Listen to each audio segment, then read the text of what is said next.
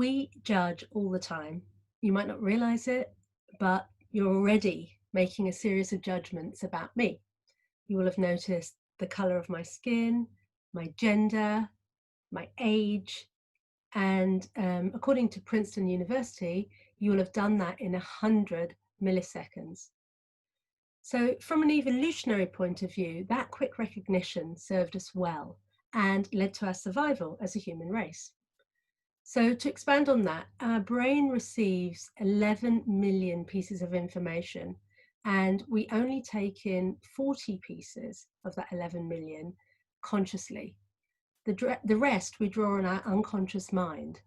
So to illustrate the sort of size and scale of that, if I hold up my thumb, the area that my thumb covers is what is actual data, conscious data that I will be taking in. The rest of my vision, all the other bits of information I'll be taking in, will actually be drawing on my unconscious mind. So what's stored in my memory bank. And obviously that is always not reliable. Quite often it's not reliable, and it reinforces stereotypes and the promotion of homogenous teams where people promote people who look and sound the same as themselves. So luckily, our report shows how we can rewire the brain to work differently. We can start, first of all, to connect to people more broadly, often by listening and uncovering identities that might be invisible.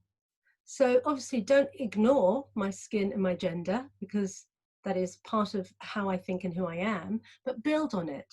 Ask about my other identities. And you might think differently about me once you know that I'm also a psychologist, a mother, a carer, an extrovert. So our report has more information on this first principle for deepening meritocracy, and we call it empathy over assumption. The report contains practical suggestions for individuals and organizations that want to move in this direction. So one exercise you can start with is to list 10 people who you trust, and then reflect on that list and what strikes you about that list.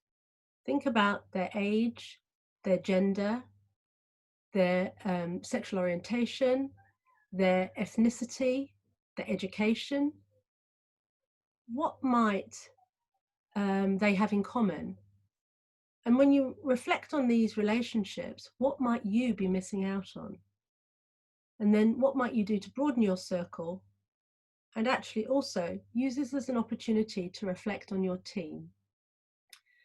So I hope this reflection helps you in the week ahead, and I look forward to introducing our second principle next week. Don't forget to hit subscribe on YouTube channel for the next installment. Thank you, and have a great week.